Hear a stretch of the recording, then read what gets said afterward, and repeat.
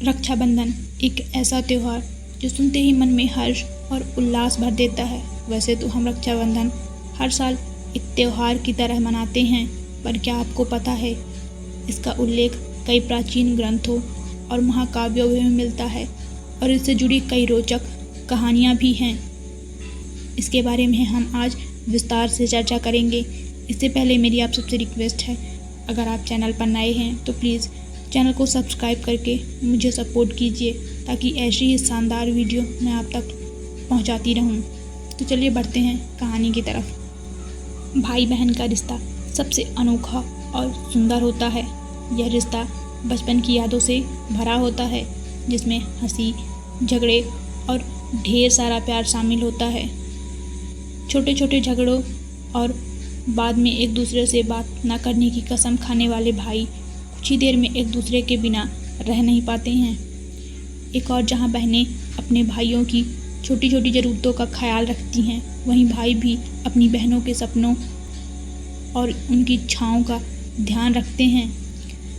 रक्षाबंधन का त्यौहार इस रिश्ते की मजबूती का प्रतीक है।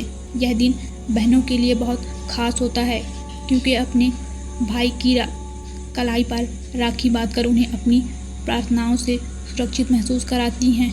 वहीं भाई इस दिन अपनी बहनों को गिफ्ट देकर उन्हें यह भरोसा दिलाती हैं कि वह हमेशा उनके साथ रहेंगे, चाहे परिस्थिति कैसी भी हो। भाई बहन का रिश्ता दुनिया के सबसे अनमोल और गहरे रिश्तों में से एक माना जाता है।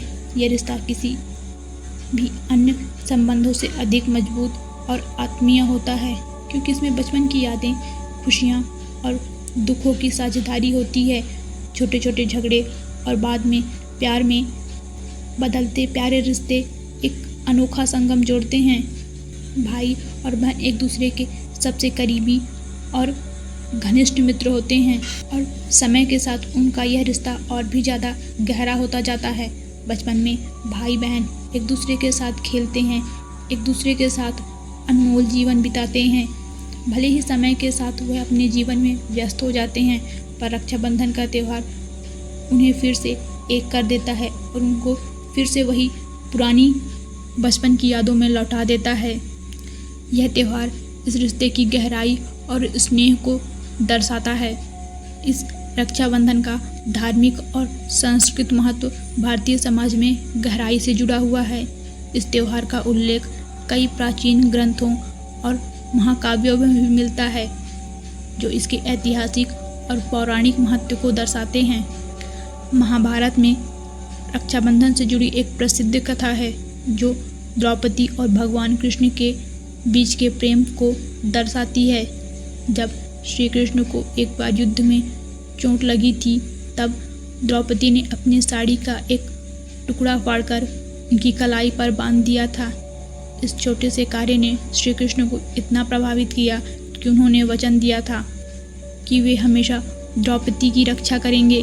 बाद में जब द्रौपदी का चीरहरण हो रहा था, तो श्री कृष्ण ने उनकी लाज बचाई थी।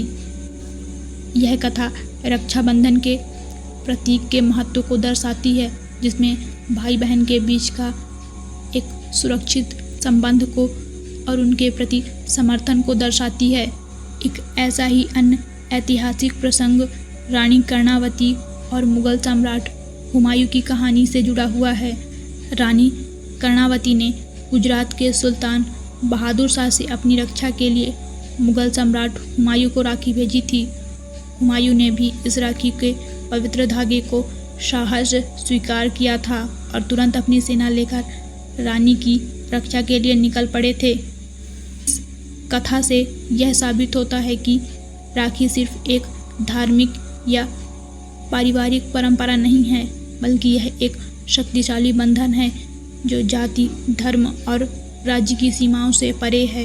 भारत एक विविधता से भरा देश रहा है, और यहाँ के विभिन्न राज्यों में रक्षाबंधन को अलग अलग तरीके से मनाया जाता है।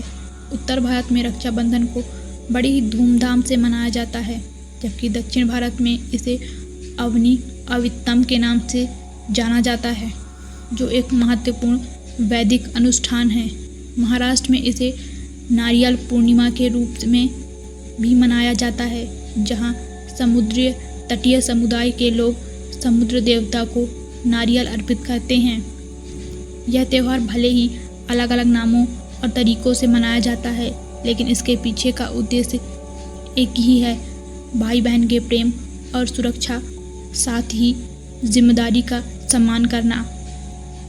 समकालीन समय में जब समाज तेजी से बदल रहा है और रिश्तों की परिभाषाएं भी नई दिशा ले रही हैं, रक्षाबंधन का महत्व भी और तेजी से बढ़ रहा है। आजकल रक्षाबंधन केवल खून के रिश्तों में सीमित नहीं रह गया है, बल्कि इसे दोस्ती, सहकर्मियों और पड़ोसियों के बीच भी मनाया जाने लगा है।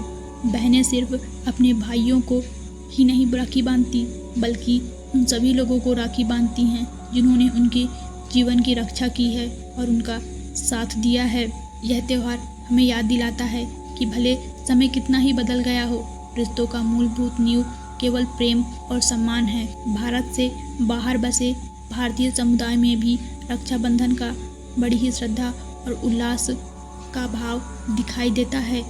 अमेरिका, कनाडा, यूके और ऑस्ट्रेलिया जैसे देशों में रहने वाले भारतीय परिवार इस दिन अपने परिवार के सदस्यों के साथ मिलकर इसे हर्ष के साथ मनाते हैं। यह त्यौहार उन्हें अपने जुड़े लोगों का एहसास कराते हैं, भले ही वह अपने देश से कोसों दूर क्यों ना हो।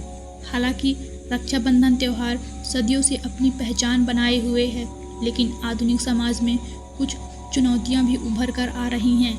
आजकल के व्यस्त जीवन और तेजी से बदलती हुई दुनिया में कई बार भाई बहन अलग अलग देशों में रहने लगते हैं और त्योहारों पर एक दूसरे के साथ नहीं आ पाते हैं। ऐसे में सोशल मीडिया और ऑनलाइन शॉपिंग इस दूरी को कम करने में महत्वपूर्ण भूमिका निभाई है। आज बहनें अपने भाइयों को ऑनलाइन राखी भेज सकती हैं और भाई भी ऑनलाइन गिफ्ट देकर अपनी बहनों के प्रति अपना प्यार इजहार कर सकते हैं।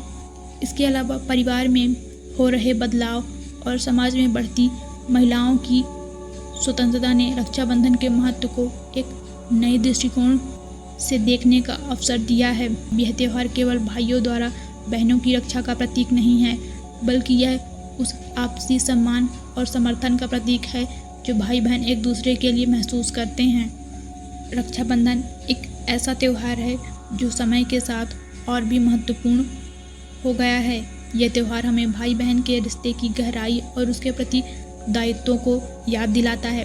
यह केवल एक दिन या उत्सव नहीं है, बल्कि उन भावनाओं और विचारों का संकल्प है जो हमें अपने रिश्तों और मजबूती का भाव प्रकट करती है।